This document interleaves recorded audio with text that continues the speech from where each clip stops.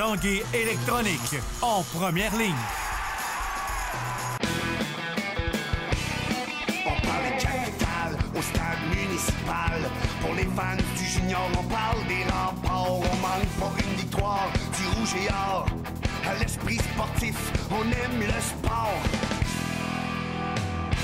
Ici Carl Larouche, bienvenue à l'Esprit sportif. En ce mardi, aujourd'hui, on parlera de skateboard, oui, du Québec Skateboard Camp un peu plus tard dans l'émission. Mais d'abord, on parle d'un tout nouveau programme de formation dédié spécialement aux athlètes amateurs, semi-professionnels et professionnels, Athlète Inc. Jonathan Fournier a plus de détails pour nous.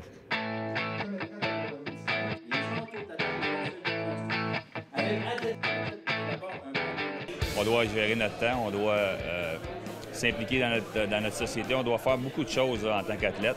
Et puis d'avoir une formation comme ça, je pense que ça va bien guider les jeunes et les parents qui sont intéressés à la formation. On est souvent mal outillés, on veut aider nos jeunes. Je suis parent d'un joueur de hockey, on veut aider nos jeunes. Des fois, on ne sait pas trop comment.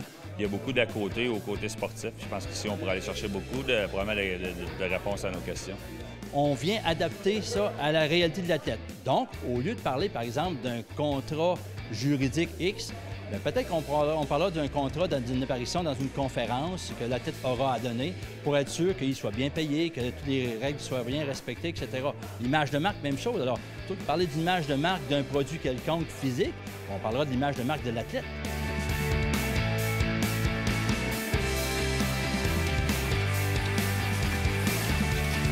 Un besoin qui est présent depuis au moins les 30-40 dernières années. Avant ça, il n'y avait pas beaucoup d'athlètes amateurs au début du siècle, mais depuis les années 80, là, ça a augmenté et il y en a de plus en plus.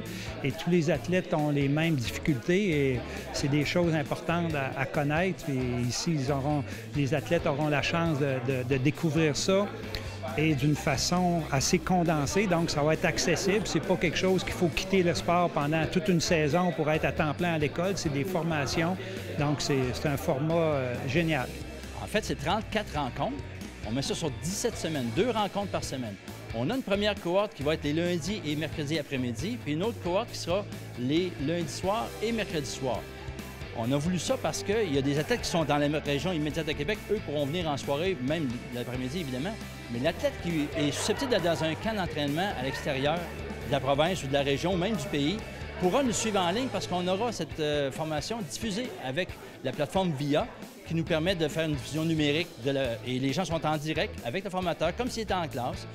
Ils peuvent intervenir. Le formateur peut interagir avec eux à distance sans aucun problème. C'est une formation qui est abordable. 105 $ pour l'ensemble des 34 rencontres. C'est un programme ministériel. Donc, le cours lancement d'entreprise, vous le prenez n'importe où au Québec, c'est 105 $.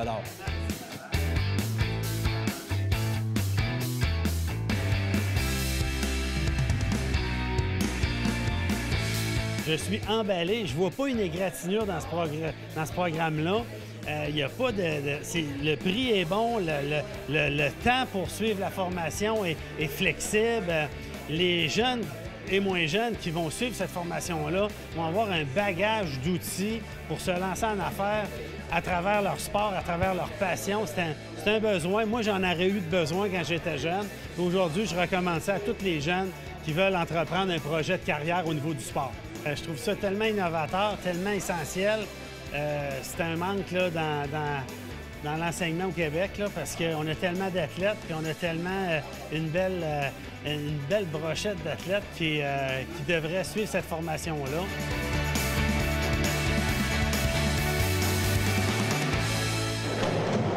Après la pause, on parle de skateboard. On revient dans 3 minutes 30.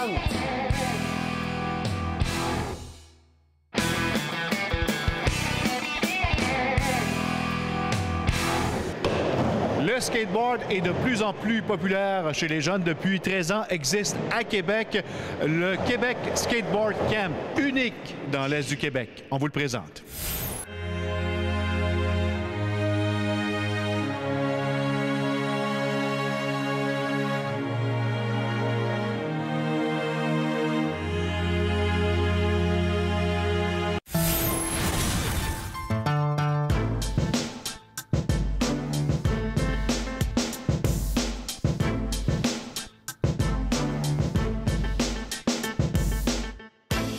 Louis Grégoire, bienvenue à l'Esprit sportif. Merci beaucoup. Ça part de où, ça, le Québec Skateboard Camp? Le Québec Skateboard Camp, ça part de quand j'étais plus jeune, je travaillais à la boutique Exo et puis il y a des parents qui m'ont demandé si ça existait des cours de skate. Moi, j'ai toujours voulu être un entrepreneur, avoir mon entreprise quand j'étais plus jeune, donc j'ai vu ça comme une opportunité d'enseigner ma passion aux jeunes et puis de gagner ma vie. Donc, j'ai commencé par organiser des cours de skate pour ces parents-là. Ensuite, j'ai approché des villes pour ouvrir des camps de skate. À 22 ans, disons qu'ils n'étaient pas tout à fait ouverts au projet, surtout qu'il y a 13 ans, le skate, c'est un petit peu moins populaire auprès de tout le monde. Et puis, au fur et à mesure, j'ai lancé des camps de vacances avec la ville de Beaupré. Ensuite, on a fait les camps de jour à l'Arena de Sillery. Puis là, ça fait 13 ans qu'on existe et qu'on fait des camps de skate, des cours de skate, des événements parascolaires et tout ce qui existe en skate. Je dirais qu'il y a toujours eu des vagues dans le skateboard à travers les années. Et puis là, ça va plutôt bien. C'est sûr que l'industrie a des hauts et des bas. Présentement, le skate est quand même bien. Il y a eu beaucoup de compétition, il y a eu des changements à travers les entreprises, mais je dirais que ça va bien. En tout cas, au domaine des cours de skate et pour les jeunes, c'est incroyable, ça n'arrête pas d'augmenter. Puis les jeunes, les parents ont fait du skate, ils connaissent le skate, l'acceptent. Donc, ça permet aux jeunes de vivre leur passion. C'est bien. Et pour vous, c'est du skateboard 12 mois par année. Ça fonctionne d'abord par camp. Exactement. On fonctionne par camp. Donc, à chaque été, à l'Arena de Sillery, depuis maintenant 9 ans, on monte un énorme skatepark dans l'Arena. Là-bas, on reçoit des jeunes en camp de jour et en camp de vacances. Donc, pour les camps de jour, les parents viennent les porter le matin. Ils viennent les rechercher le soir. Le matin, c'est des cours intensifs, suivis de skate libre. On dîne sur place et des collations aussi sur place. Ensuite, en après-midi, on fait du skate libre, des cliniques. Donc, durant le skate libre, les jeunes peuvent demander des trucs plus spécifiques aux coachs qui voudraient apprendre, qui n'ont pas eu durant les cours de groupe.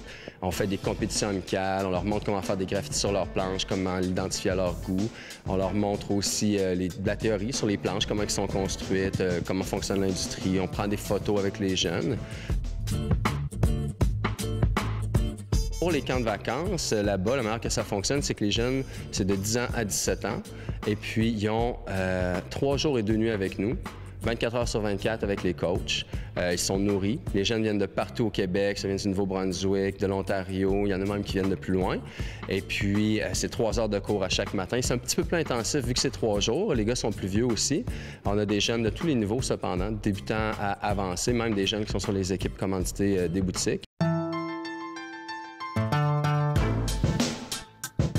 L'hiver, on est associé avec le skatepark Anti, qui appartient à Exo, qui est dans la Côte d'Abraham. On fait des camps de fin de semaine, les camps hivernaux qu'on appelle. À toutes les 3 fins de semaine, on reçoit des groupes de 20 jeunes. Ça fonctionne un peu sur le même concept, de 9h30 à 3h30. Les jeunes viennent, il y a des cours le matin, encore des cliniques. Le skatepark est privé, il y a juste ces jeunes qui participent au camp encore, aux camps hivernaux ici. C'est bien parce que l'hiver, c'est dur de faire du skate au Québec, on s'entend. Donc, il y a 10 fins de semaine de camps hivernaux, plus la semaine de Noël et la semaine de mars.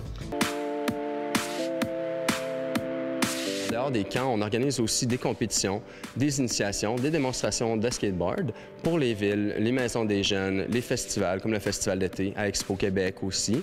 Et puis, on s'adapte aux besoins de nos clients. Donc, on peut, comme cet été, on est allé à Saint-Augustin organiser une petite compétition en association avec la ville pour les jeunes. On a une 50aine de jeunes qui sont venus. On était au Festival d'été depuis maintenant 4 ans où on fait des initiations. On a un skatepark sous une tente. Puis tous les jeunes qui passent peuvent essayer le skate gratuitement avec des protections des instructeurs. Ils peuvent essayer le sport de la bonne manière. On organise aussi des événements plus majeurs comme le Wild sur Saint-Joseph qu'on a fait avec la boutique Exo cet été.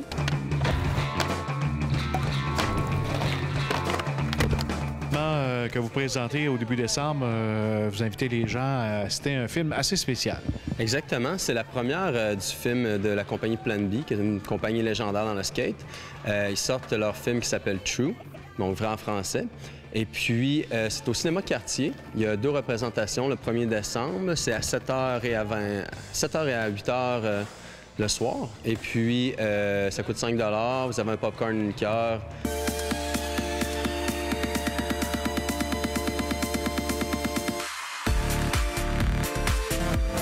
Je pense que c'est impressionnant pour quelqu'un de n'importe quel âge. Plus tu es jeune puis que tu le vois tout de suite jeune, des mouvements comme ça, plus ta réalité de ce que tu peux faire est haute. Moi, quand j'étais jeune, le skate n'était pas à ce niveau-là, donc ce qu'on faisait, c'était incroyable pour ce temps-là. Maintenant, les jeunes peuvent commencer en se disant « OK, je vais être champions du monde. Puis je pense que c'est bien, ça leur donne des ouvertures plus grandes par rapport au sport.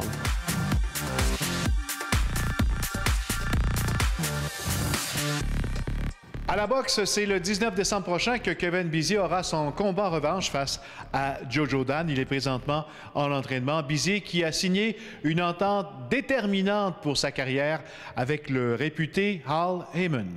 Al Haymon, c'est lui, un des hommes les plus puissants du milieu de la boxe au monde. C'est le meilleur. C'est lui qui m'envoie, il va m'envoyer les meilleures bourses, il va m'envoyer les meilleurs combats. Il se retrouve avec Al Haymon, qui est le gérant le plus influent actuellement au monde. Il faut juste que je joue tous mes combats, puis on est parti pour la gloire. Mais pour partir pour la gloire, Kevin Bizier devra avant tout battre Jojo Dan dans son combat en revanche le 19 décembre prochain à Québec. Mais c'est sûr qu'on a un combat de champion du monde après. Avec cette entente avec Al Haymon et la télé américaine, on va être capable d'avoir un combat de championnat du monde ici. Ironiquement, c'est Al Haymon lui-même qui a fait les approches, les premiers pas pour recruter Kevin Bizier. À un moment donné, il m'a dit c'est qui le gérant du petit gars de Québec, Kevin Bizier? Fait que je dis je pense que c'est son père. Là, il m'a dit je serais intéressé, j'aimerais ça être son gérant. Pour un boxeur, ce qui est important, c'est d'avoir de bons entraîneurs, d'avoir un bon promoteur, mais aussi d'avoir un bon gérant pour négocier ses bourses. Et Kevin Bizier avait, selon Yvon Michel, tous les atouts nécessaires pour être recruté par Al Haymon. Mais il y a aussi près de 150 boxeurs.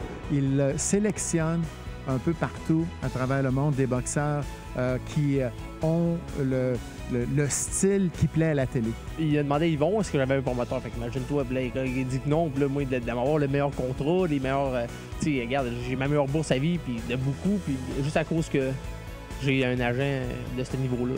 Et pour vous démontrer à quel point ce que représente toute l'influence financière maintenant de Al Haymon dans la carrière de Kevin Bizier, sachez qu'à son dernier combat contre Jojo Dan, il a soutiré une bourse de 30 000 $, alors que le 19 décembre prochain, il s'agira du double, même plus. Un chèque de 75 000 $.